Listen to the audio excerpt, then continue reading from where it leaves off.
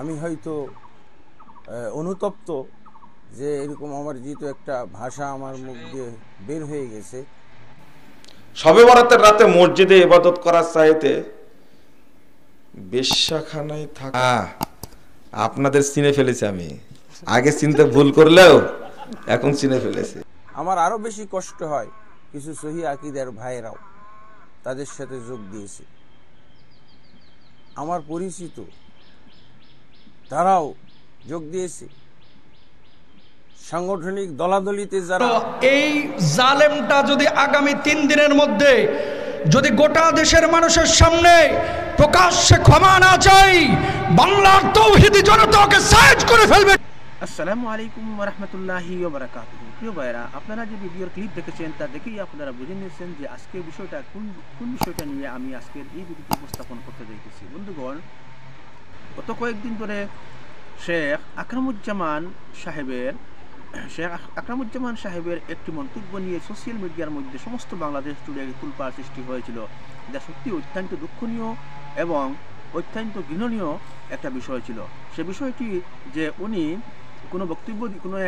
কোনো এক সভায় বক্তব্য দিতে গিয়ে উনি 14ই শাবানের রাত্রিকে খুব খারাপভাবে একটি শব্দ ব্যবহার করেছিলেন। সেই বিষয়টা সত্যিকারেরই সকল আলিম সমাজ, সকল সাধারণ সমাজ তা অত্যন্ত বেদনা পেয়েছে মনের মধ্যে। সেই বিষয়ে স্পষ্টীকরণ দিতে গিয়ে শেখ আকরামুজ্জামান সাহেব এখন উনার লাইভে এসে উনি এই বিষয়টার স্পষ্টীকরণ দিয়েছেন এবং উনি সুন্দরভাবে ক্ষমাও চেয়েছেন।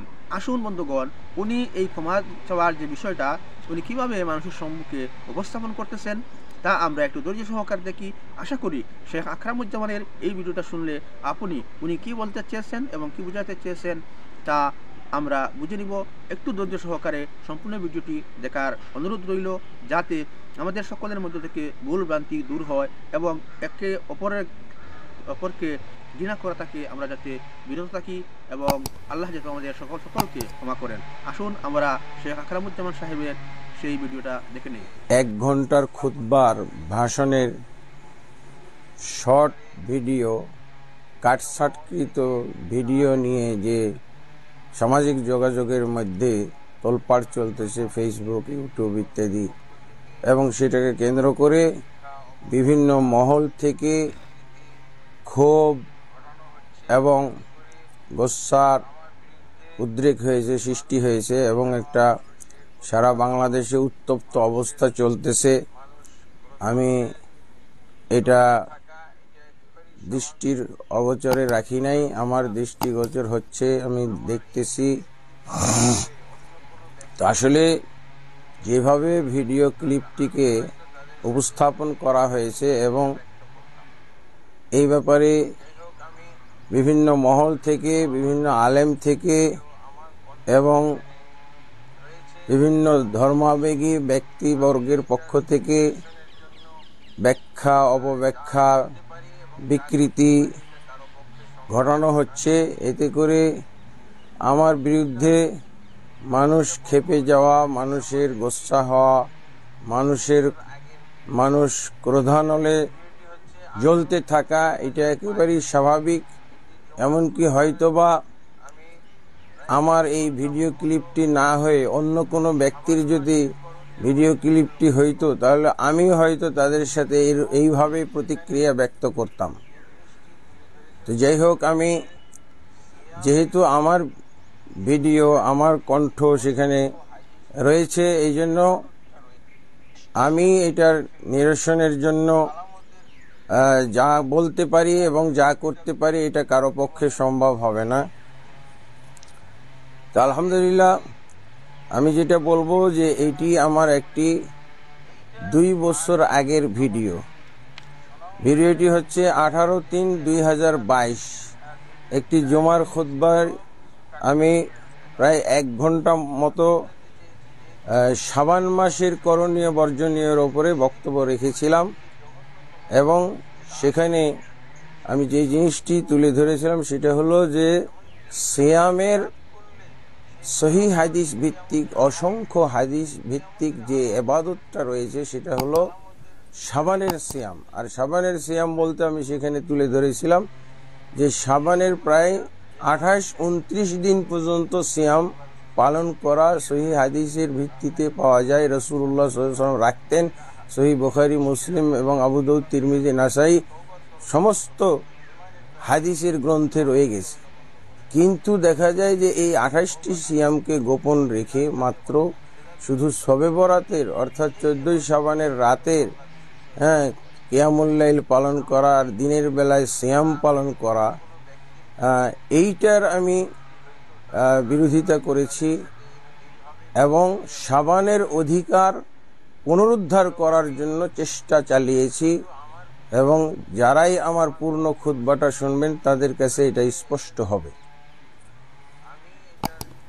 আর এটা শুধুমাত্র একটি সিয়াম আর একটি রাত্রের কিয়ামুল লাইলের সাথে যে সমস্ত ফ্যাসিলিটি জড়িত করা হয়, যে সমস্ত সুবিধা জড়িত করা হয়, যে সমস্ত ফজিলত জড়িত করা হয়, এতে করে বছরব্যাপী যারা ইসলামের কোনো খোঁজ খবর রাখে না, এক ওয়াক্ত সালাতও পড়ে না, সারা বছর বিভিন্ন ধরনের পাপ পঙ্কিলতায় নিমজ্জিত থাকে, হালাল হারামের তোয়াক্কা করে না, এবাদত বন্দিগি বুঝে না, এমন কিছু লোক সেই রাত্রে সুবিধা গ্রহণ করতে চায় যারা হয়তোবা এশারের সালাতটাও পড়ে না, এশারের সালাতের পর এসে মসজিদে ঢুকে এবং ফজরের আগেই মসজিদ থেকে বের হয়ে চলে যায়।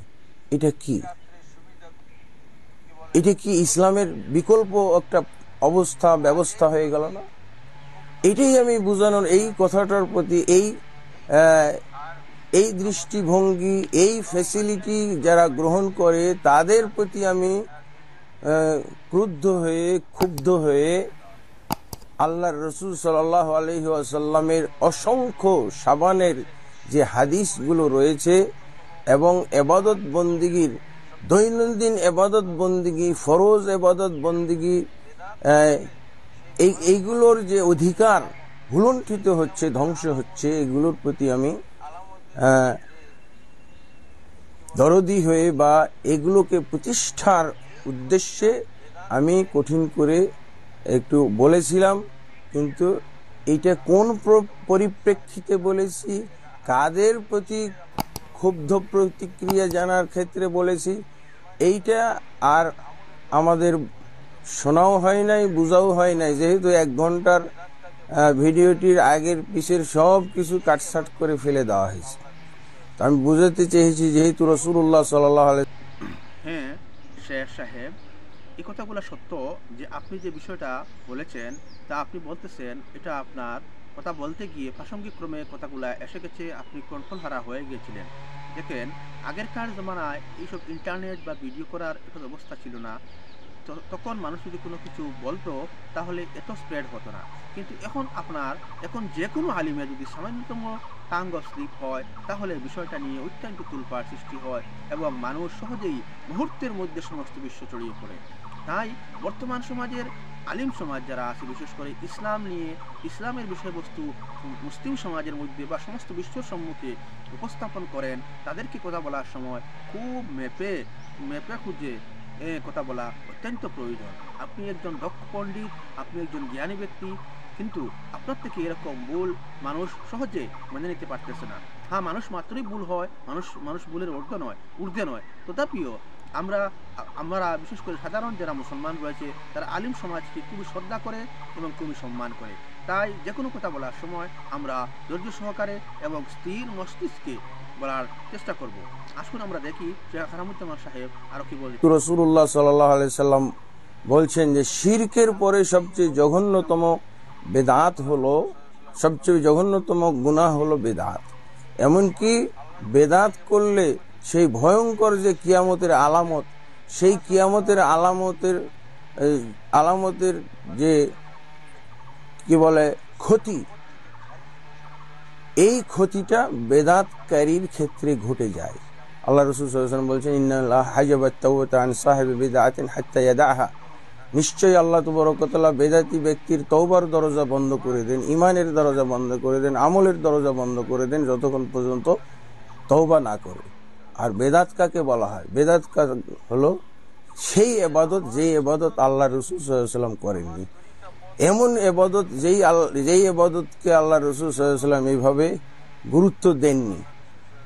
বরং আল্লাহ রসুল যেই ইবাদতের প্রতি গুরুত্ব দিয়েছেন সেই ইবাদতকে ধামাচাপা দেওয়া হচ্ছে, এটাই হলো বিদআত। আল্লাহ রসুল সাল্লাল্লাহু আলাইহি ওয়াসাল্লাম 3 ব্যক্তিকে রসুলের উম্মত থেকে খারিজ ঘোষণা করেছেন। সারা রাত তাহাজ্জুদ পড়বে, সারা জীবন নফল সিয়াম পালন করবে এবং সে মহিলাদের সাথে বিবাহ বন্ধনে আবদ্ধ হবে না। এই কথাগুলো বলছিল, আমলের মহারাজ দিচ্ছিল। আল্লাহ রসুল সাল্লাল্লাহু আলাইহি ওয়াসাল্লাম তাদের উদ্দেশ্যে কি সতর্কবাণী উচ্চারণ করেছিলেন?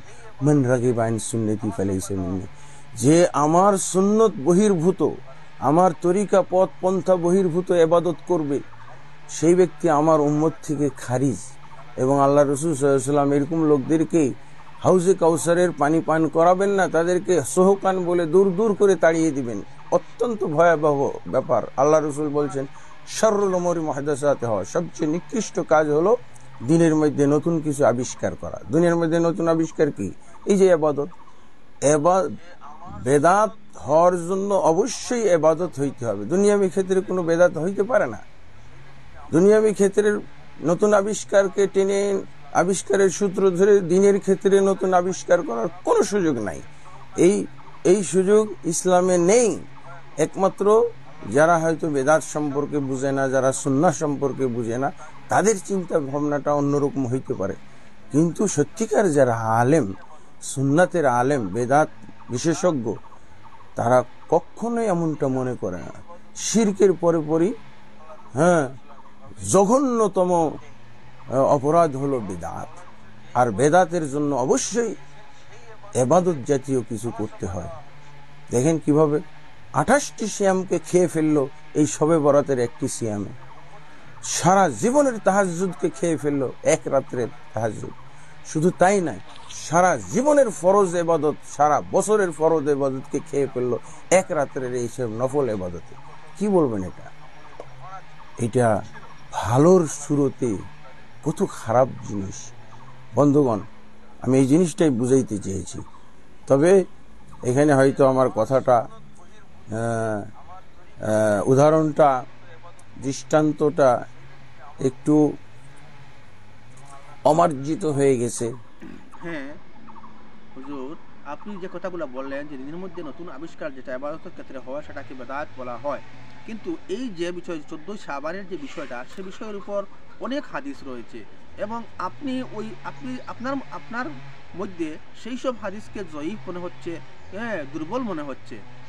কিন্তু দেখেন, আপনাদেরই শেখ ইমাম নাসিরউদ্দিন আলবানী সাহেব রাহিমাহুল্লাহ তাআলা, উনি যেখানে বলতেছেন যে এইটা হাসান পর্যায়ের হাদিস, তখন আপনারা এত কঠোরভাবে এই বিষয়টাকে কেন উপস্থাপন করতে যাইতেছেন? মানুষ যেহেতু আরো অনেক হাজার হাজার লক্ষ লক্ষ পৃথিবীতে আলিম সমাজ রয়েছে, উলামা রয়েছে, সবাই যার যে যেরকম বুঝেছে, বিশ্বাস করতেছে, সে সেরকম বিষয়টাকে উপস্থাপন করতেছে। আর এই বিষয়টাকে এমন বেদাতের পর্যায়ে আপনি নিয়ে পৌঁছিয়েছেন যে পৌঁছিয়েছেন, যেটা উদাহরণ দিতে গিয়ে আপনি এমন একটি শ্রীপক টাং করে বসলেন, যার কারণে আজকে আপনার এত লাঞ্ছিত বা এত কথা শুনতে হইতেছে। সত্যি এটা অত্যন্ত দুঃখজনক এবং অত্যন্ত বেদনাদায়ক বিষয় যে আপনার মতো একজন এত জ্ঞানী পণ্ডিতকেও এরকম কথা শুনতে হইতেছে। যাই হোক, আল্লাহ পাকের কি মনসা রয়েছে তা আল্লাহই ভালো জানেন। নিশ্চয় আল্লাহ আপনাকে ক্ষমা করবেন। এবং যারা এই ভিডিওটি দেখতেছেন তাদের সকলের কাছে অনুরোধ, আপনারা যাতে ভিডিওটা বেশি বেশি করে শেয়ার করেন। আসুন আমরা আরো একটু শুনে নেই যে উনি আরো কি বলতে। অমার্জিত বলা হইতে পারে, কিন্তু কেন বলেছি? মানুষের সবসময়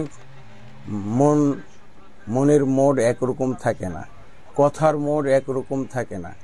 কথার উপরে নিয়ন্ত্রণ অনেক সময় হারিয়ে যায়, নিয়ন্ত্রণ হারা হয়ে যায়। মুখ ফসকে হয়তো অনেক এরকম অমার্জিত কথা চলে আসে। তো এই জন্য আমি হয়তো অনুতপ্ত যে এরকম অমার্জিত একটা ভাষা আমার মুখ দিয়ে বের হয়ে গেছে। কিন্তু আমি যে ভাষাটা আমার মুখ দিয়ে এসেছে সেটা হলো এই দৃষ্টিকোণ থেকে যে জিনা, ব্যভিচার, সুদ, ঘুষ, মিথ্যা কথা বলা, ধোঁকা, প্রতারণা, তারপরে আপনি যত অপরাধী বলেন না কেন, সমস্ত অপরাধের চেয়ে বড় অপরাধ হলো ইসলামের মধ্যে বেদাত আবিষ্কার করা। ইসলামের মধ্যে নতুন কিছু, আমি তো অনেক কিছু বানাইতে পারি, আমি দুরুদের পাহাড় তৈরি করে দিতে পারি, জিকিরের পাহাড় বানিয়ে দিতে পারি, সালাত অনেক রকমের আমি এখনো তৈরি করে দিতে পারি, কিন্তু সেগুলো কি হবে? বিদআত হবে, সেগুলো রসুলকে অবমাননা করা হবে, সেখানে আল্লাহ রসুলের শরীয়তকে বৃদ্ধাঙ্গুলি দেখানো হবে, রসুল সাল্লাল্লাহু আলাইহি ওয়াসাল্লামকে আখিরি নবী হিসেবে মূল্যায়ন করা হয় না। এখনো যদি আমি এবাদত বানাইতে থাকি, এবাদতের মধ্যে কাটছাট করতে থাকি, বৃদ্ধি করতে থাকি, এবাদতের যদি ডেকোরেশন আমি এখনো করতে থাকি সুন্দর, তাহলে আল্লাহ রসুল সাল্লাল্লাহু আলাইহি ওয়াসাল্লাম আখিরি রসুল, আখিরি নবী, তার মাধ্যমে রিসালাত খতম হয়ে গেছে, সমাপ্ত হয়ে গেছে, ইসলামকে পরিপূর্ণ করে দেওয়া হয়েছে, এই সমস্ত কথার কোনো মানেই থাকে না। আলহামদুলিল্লাহ, আমি